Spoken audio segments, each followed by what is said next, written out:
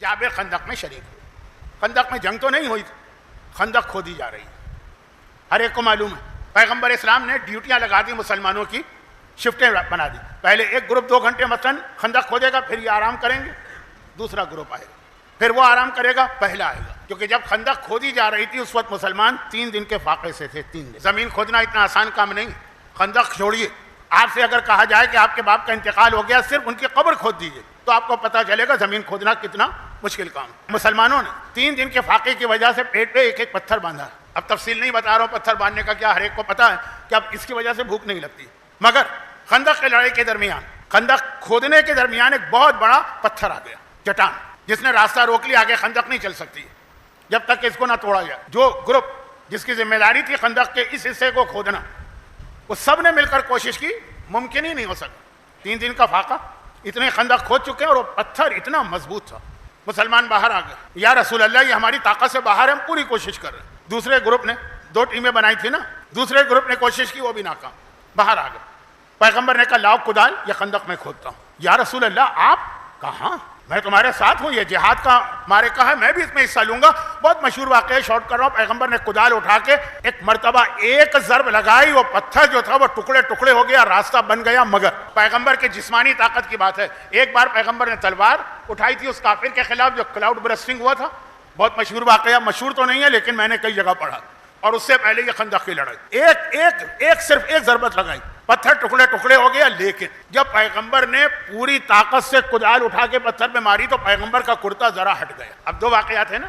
جب سلمان فارسی پیغمبر کی نبوت کی دلیل مانگ رہے تھے, پیغمبر کا کرتا پیچھے سے نیچے ہوا تھا, مہر نبوت نظر آئی, وہ ایک مشہور واقعہ.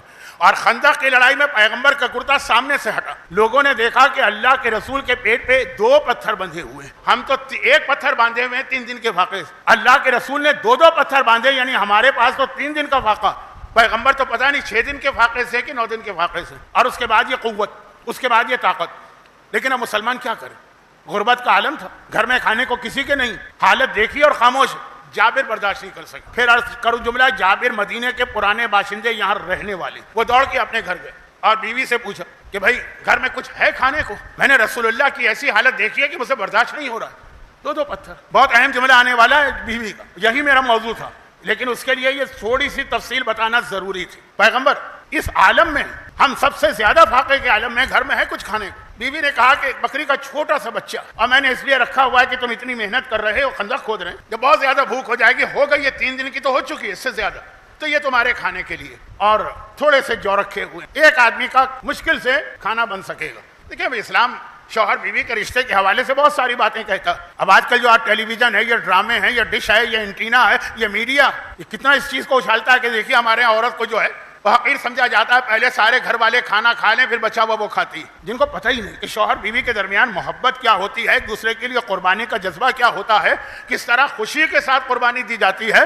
وہ عورتیں جو ہے نا ان کو یہ سمجھ میں. لیکن جابر کی بیوی نے کہا تمہارے لیے رکھا, تم اتنی محنت بھی کر رہے ہو, میدان خندق میں 1 آدمی کا کھانا. جابر نے کہا چلو چھوڑو مجھ سے زیادہ بھوک کے عالم میں تو اللہ کے رسول ہیں, ہم یہ پیغمبر کو کھلا دیتے ہیں, ہمارا دیکھا جائے گا. یہ کہے کہ جلدی سے بکری کا بچہ جابر نے اٹھایا اور ذبح کی, اور اس کے بعد کہا کہ چولہے کے اوپر گوشت چڑھاؤ, سالن تیار کرو. اب میں پوری تفصیل تو نہیں بتاؤں گا نا, اور یہ جو ہے نا اس سے روٹیاں بناؤ, میں جا کے پیغمبر کو بلا کے لاتا ہوں. یہ کہہ کے جابر چلے. اب وہ سالن پک رہا, گوشت, اب وہ عربوں کا سالن کوئی ہمارے آپ کی طرح سے وہ اسپائسی تو نہیں ہوتا ہے نا, سادہ پانی, اس میں گوشت, آپ گوشت کہہ لیجیے.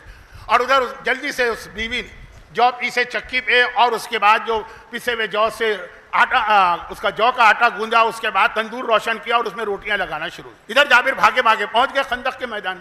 اچھا میدان خندق بالکل مدینے سے ملا ہوا, مدینے ہی کا حصہ. چنانچہ جابر پہنچے, کہا یا رسول اللہ, اب دیکھا پیغمبر کے قریب تو کوئی نہیں, اس کو برا لگے گا, کوئی نہیں تھا, کیونکہ آدھی شفٹ خندق کھود رہی ہے, آدھی شفٹ آرام کر رہی ہے. کیا یا رسول اللہ, میرے گھر میں 1 آدمی کا کھانا ہے اور میں نے وہ آپ کے لیے تیار کروایا, مجھ سے آپ کی یہ بھوک برداشت نہیں ہو رہی ہے, آپ میرے ساتھ چلیں اور یہ کھانا جو ہے وہ آپ کے لیے تیار ہو رہا ہے. پیغمبر نے کہا جابر ایک کام کرو, اپنے گھر جاؤ, اب بیوی سے کہہ دو کہ جب تک کہ میں نہیں آؤں گا اس وقت تک وہ جو سالن کا برتن ہے نا, دیکھچی, چھوٹا سا برتن, پتیلی, اسے چولہے سے اتارے نہیں. اور جو روٹی اس نے تندور میں لگانا شروع کی, اب روٹیاں پکتی جاتی ہیں, نکلتی جاتی ہیں. اب کتنی روٹیاں, ایک روٹی, جو کتنا تھا, مٹھی بھر، کہا اسے نکالے نہیں، اسی تندور میں لگا رہنے۔ یہ جابر سے کہا، پھر پیغمبر جابر کے ساتھ اپنے خیمے سے باہر آئے۔ اللہ آپ کو میدان خندق میں تو لے گیا، وہاں پہ آپ نے وہ جگہ بھی دیکھی ہے جہاں پیغمبر کا خیمہ تھا، اب تو مسجد بن گئی، خیمہ تھا۔ پیغمبر باہر آئے اور باہر آنے کے بعد ایک مرتبہ پورے مسلمانوں کو آواز دی، 1000 کے قریب مسلمان تھے اس وقت، 500 خندق کھود رہے ہیں، 500 آرام کر رہے ہیں کہ اے مسلمانوں آج چلو میرے ساتھ، آج ہم سب کی دعوت ہے جابر کے گھر میں۔ او ہو، جابر کی عجیب حالت ہو گئی، شرمندگی کے مارے پسینہ بہ رہا ہے، انتہائی شرمندگی، اس لیے کہ آپ کسی کو گھر میں مہمانوں کو بلائیں، زیادہ مہمان آ جائیں، بھائی تھوڑے بہت بڑھ جائیں تو کچھ ہوتا ہے، جیسے سالن میں پانی ڈال دیا ہے نا، ہو جاتا ہے، آپ کو بھی لگ جاتا ہے کہ یہ پانی ڈالا گیا۔ یا جب میں 75 76 77 میں مجلس سے پڑھتا تھا، مجلس سے آج بھی پڑھتا ہوں لیکن ایک فرق کے ساتھ، وہ فرق ایک جملے سے سمجھ لیجیے، واقعہ بتا رہا ہوں، فرضی بات نہیں کر رہا ہوں۔ گھر کی مجلس ہو رہی تھی، پنجابی کلب کھارا در میں ایک علاقہ ہے، آپ بھی جانتے ہوں، میرے پاس دوران مجلس پرچہ آیا، مولانا آج آپ جتنی سخت عذاب قبر کی مجلس پڑھ سکتے ہیں پڑھیے۔ یہ کون بندہ مومن پیدا ہو گیا؟ اس وقت تو میری ساری مخالفت اس بات پہ تھی کہ یہ تو سوائے عذاب کے کچھ پڑھتے ہی نہیں ہیں ان کے مجلس میں، یا کوڑے ہوتے ہیں، یا آگ ہوتی ہے، یا سانپ ہوتے ہیں، یا بچھو ہوتے ہیں۔ وہ شاید ان مجلسوں میں بھی آ جائیں آخری 3 دنوں میں سے کسی ایک دن، لیکن اس وقت وہ ہر مجلس میں آتے۔ اور یہ پرچہ آ رہا ہے بانی مجلس کی طرف سے، جس کے گھر میں مجلس ہے وہ چاہتا ہے میری مجلس بہت اچھی ہو، اچھی کسے کہتے ہیں؟ خوب نعرے لگے، او مجمع جوش میں آ جاؤ۔ اور وجہ کیا لکھ رہے ہیں اسی پرچے پر؟ کہہ رہے ہیں کہ آج مہمان زیادہ آ گئے ہیں، کھانا کم ہے، ایسی مجلس پڑھیے لوگوں کی بھوک ہی مر جائے۔ اور یہ جو ہے، اور یہ واقعہ پڑھ رہا ہوں ممبر کے اوپر، سچا واقعہ میرے ساتھ گزری۔ تو اب اگر مہمان زیادہ آ جائیں تو آدمی کے ہاتھ پاؤں پھول جاتے ہیں نا، اور یہاں تو ایک آدمی کا کھانا ہے 1000۔ اب انتہائی شرمندہ کہ آج کتنی لوگوں کے سامنے میری توہین ہوگی، بے عزتی ہوگی، کیا کیا باتیں بنیں گی۔ جلدی سے وہ گھر میں آئے اور ایک مرتبہ کہا کہ اچھا بیوی نے دیکھا، کہا جابر تم رسول کو دعوت دے کے آئے تھے، کیا رسول نے دعوت ٹھکرا دی؟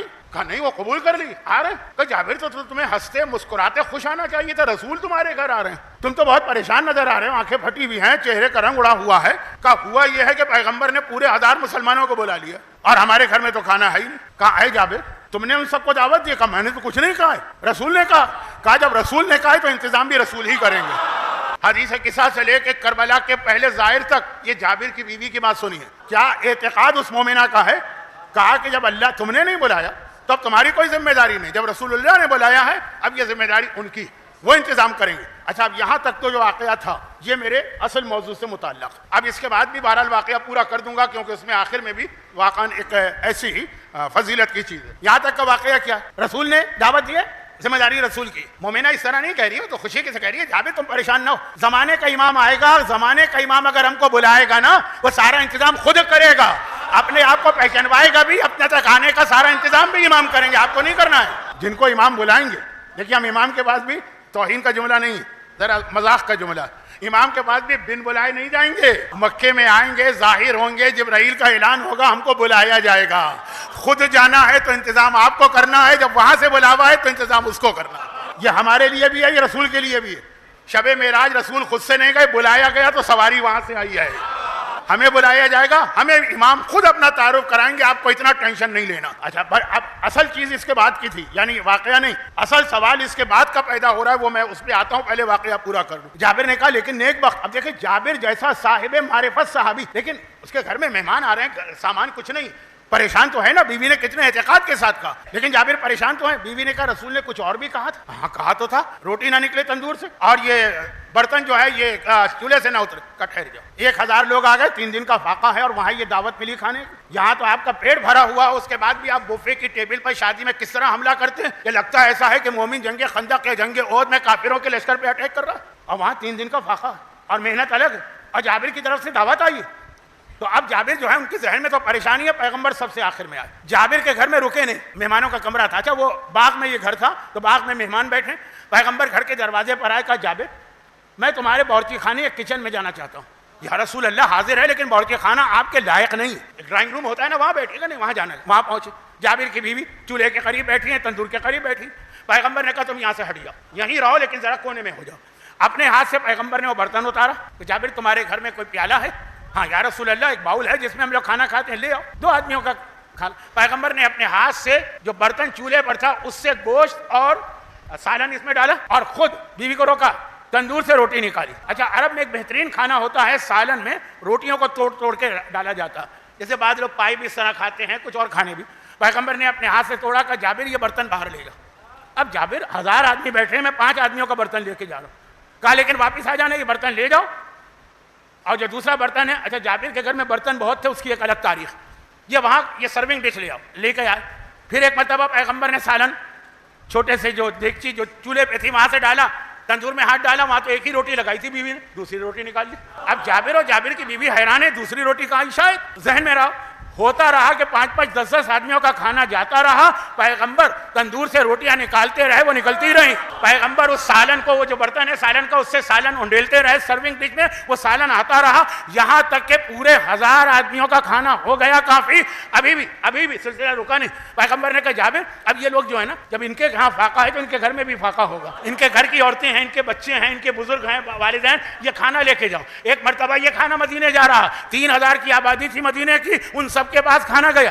آخر میں پیغمبر نے کہا جابر تم اور تمہاری بیوی بیٹھ جائیں.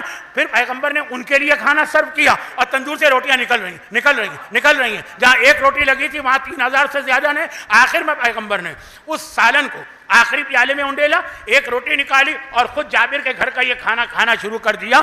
جابر کہہ رہے ہیں کہ مرتے دم تک میں حیران رہا، جس تندور میں ایک روٹی لگائی گئی تھی اور جگہ ہی نہیں تھی 5 سے زیادہ کی، اتنے سارے لوگوں نے کھا لیا. یہ پیغمبر کے ہاتھوں کی برکت ہے نا، ہاتھ مس ہو گیا تو اتنا سالن سب کے لیے کافی ہو گیا. پیغمبر کا ہاتھ روٹی تک پہنچا، اتنی روٹیاں سب کے لیے کافی ہو گئی. جب پیغمبر کے ہاتھ میں اتنی برکت ہے تو جو فاطمہ سر سے پیر تک پیغمبر ہوں، جن کا خون پیغمبر کا خون ہے، جن کا گوشت پیغمبر کا خون ہے، جو پیغمبر کا ٹکڑا، اس فاطمہ کی برکت کا کیا کہنا.